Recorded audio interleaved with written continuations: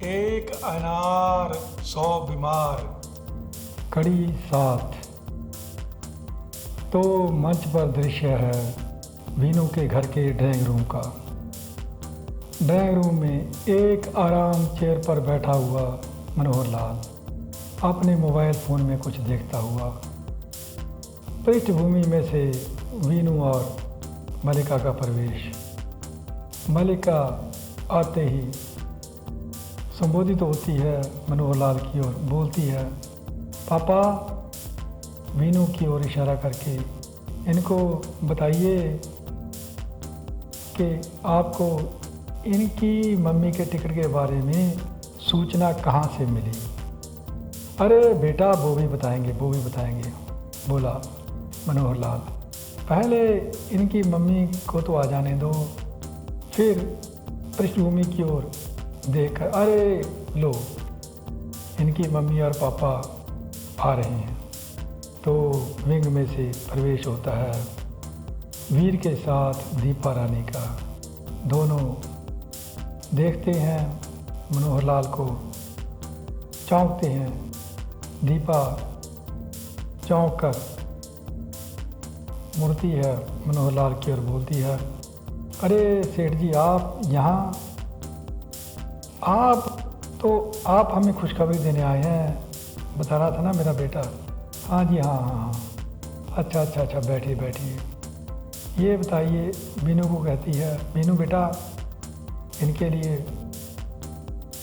ठंडा लेकर आ, फ्रिज में पड़ा है। अरे उसकी कोई ज़रूरत नहीं है, बैठिए।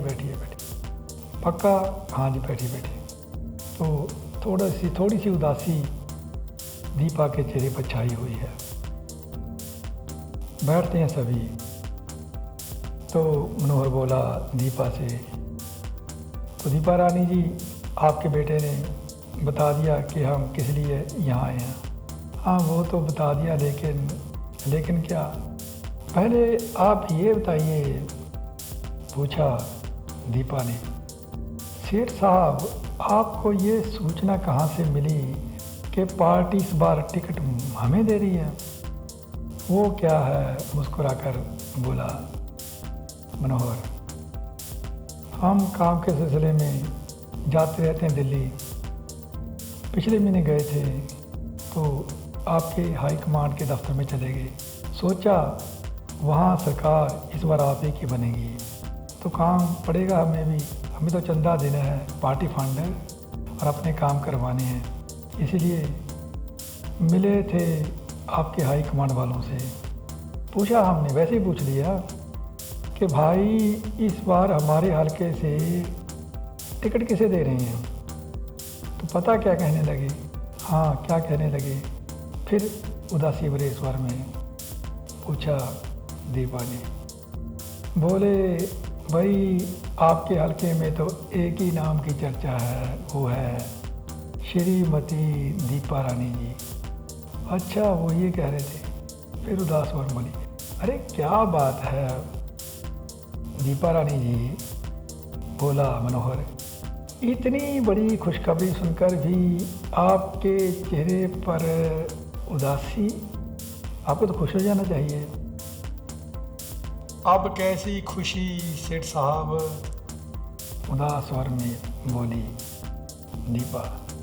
अब तो पार्टी टिकट दे ना दे, फैसला कर लिया हमने कि ये पॉलिटिक्स छोड़ देनी है पॉलिटिक्स। क्या लड़ना है चुनाव? अरे हैं, क्या कह रही हैं आप? अरे मम्मी, ये आप क्या कह रही हैं? वीनू भी थोड़ा सा चौंका। हाँ, सच कह रही हूँ, अब पॉलिटिक्स से तौबा। अच्छा, ये बात है, हम तो सोच रहे थे, मनोहर बोला, कि इस बार आपको मोटा फंड देंगे और आपको जिता कर रहेंगे। चलिए, अगर आपने मन ही बना लिया है ना लड़ने का, तो क्या किया जा सकता है? चलते हैं, चलो बेटा, चले हम। तो उठे मनोहर और मलिका, चल दिए विंग की ओर और उनको जाते देखता रहा वीनू हसरत से। उनके जाने के बाद तिलमिलाया सा उठा वो मुड़ा दीपा की ओर, मम्मी वो तो यही बात हुई कि जब शिकार निकला तो कुतिया को अबे क्या बोल रहा है, वीर ने से टोका, थोड़ा सा सोच कर बोला कर। आप लोगों ने तो बोला वीनू मेरा कैरियर शुरू होने से पहले ही बर्बाद कर दिया। क्या? दीपा हैरान सी होकर बोली, एक बात तो बता, मेरे चुनाव लड़ने ना लड़ने से तेरे कैरियर का क्या संबंध है, बता तो। बोला वीनू, ये सेठ इसकी लड़की देखी है? हाँ देखी है, तो तुम्हारा उससे क्या लेना देना? वो सेठ जब उसको मालूम हुआ कि आपको टिकट मिल रही है तो वो अपनी लड़की का रिश्ता तुम्हारे साथ करने को तैयार हो गया था। वीर बोला, हाँ और क्या, लेकिन तुम लोगों ने उठा। वीनू थोड़ा चिढ़कर बोला, तुम लोगों ने तो मुझे दुखी करने का जैसे ठेका ही ले रखा। लेकिन एक बात सुन लो। फिर वो आंखें देख कर मुड़ा दोनों की ओर। हाँ क्या क्या सुने? सुन लो। बोला, मम्मी अगर आपने टिकट लेने से कर दिया इनकार तो हो जाइए आप दोनों तैयार। किस लिए वे, किस लिए तैयार हो? अब जब सोए होंगे ना आप लोग तो मैं एक सराहना लेकर तुम लोगों का सोच लेना। टिकट लेने से इनकार मत करना, बहुत बुरा हूँ मैं, कहकर चल दिया बाहर की ओर। तो उसकी ये बात सुनकर डर गए दोनों पति पत्नी। कुछ देर चुप रहे, फिर मुड़ा वीर दीपा की ओर बोला, ये लड़का तो हमें नहीं छोड़ेगा। मान लो टिकट तुम्हें मिल जाए और तुम चुनाव लड़ भी लो, अगर हो गई गड़बड़, तुम गई हार, तो छोड़ेगा तुम्हें तब भी ये नहीं, ये लड़का नहीं छोड़ेगा। तो हम कहीं चले ना जाएं? दीपा बोली, कहाँ जाएंगे? वृंदावन चलते हैं, वहाँ हमारा कौन है, श्री कृष्ण भगवान हैं, उनके आश्रम में चलेंगे, वहीं गुजारेंगे बाकी के दिन। अरे हाँ याद आया, बोला वीर, कल को तुमने खिलानी है कंजकें भी तो खिलानी है तुमको, कल से व्रत रखा हुआ तुम्हारा, तोड़ना भी है। चलो बाजार चलते हैं और तुम्हारा कंजकों का सामान लेकर आते हैं। कहकर चल दिए गुबार की ओर।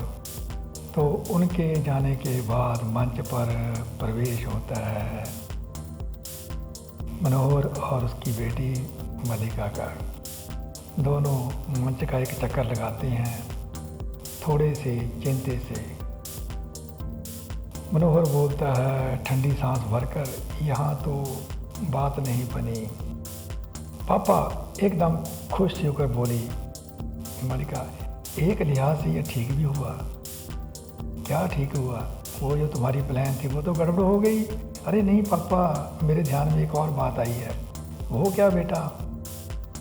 देखो पापा, देखिए इस हल्के की कैंडिडेट, स्ट्रॉन्ग कैंडिडेट यही थी ना इनकी पार्टी की। हाँ वो तो थी, इसीलिए तो हम आए थे। लेकिन अगर ये एक और हो गई तो पापा इनसे कहिए कि मोटा पैसा दे देंगे आपको, हमारी बात हाईकमांड से करवाए। हाँ ये बात की जा सकती है। तो वापस मुड़े, अरे वो उनका लड़का इधर ही आ रहा है, उनसे बात करते हैं उनसे। तो बेटा तुम बात करो, मैं ज़रा चलता हूँ, कार में बैठता हूँ चलकर। हाँ पापा आप चलिए, मैं बात करता हूँ इनसे। तो विंग में चला गया मनोहर। तो प्रवेश होता है वीनू का, थोड़ा सा दुखी अंदाज में है, लेकिन मल्लिका को देखकर बलपूर्वक मुस्कुरा देता है। मल्लिका उसके पास जाती है, बोलती है, अरे वीनू जी एक बात करनी थी आपसे। हाँ हाँ हाँ बोलिए। वो अगर आपकी मम्मी टिकट नहीं चाहती तो अरे आपको एक खुशखबरी देनी थी। बात बदल कर बोला विनू। हाँ कहिए कहिए। वो मेरी मम्मी आपके जाने के बाद जब मैंने कहा मम्मी आपको इलेक्शन तो इस बार लड़वानी ही लड़वानी है तो मान गई। अच्छा मान गई है। हमने तो सोचा था कि वो जवाब दे रही हैं।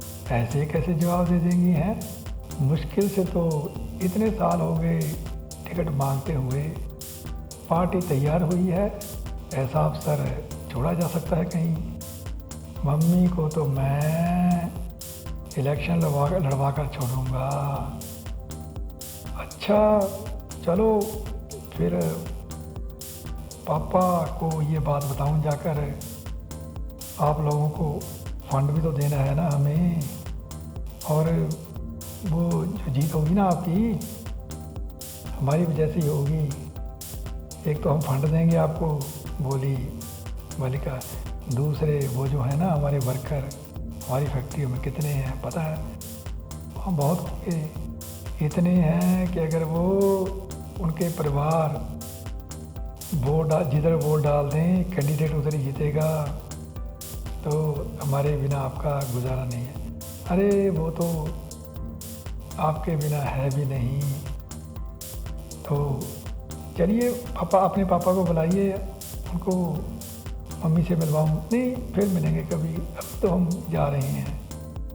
फिर मिलते हैं आपसे कहकर मायूसी होकर चल दी मलिका पिंकी और उसको जाते देखकर मुस्कुराया बीनू। बोला ऐसे तो मैं जाने नहीं दूंगा मुमताज़ को, ऐसे नहीं जाने दूंगा, ऐसे नहीं जाने दूंगा। यहाँ समाप्त होती है कड़ी 7। 8 कहेंगे कल को। तब तक नमस्कार नमस्कार।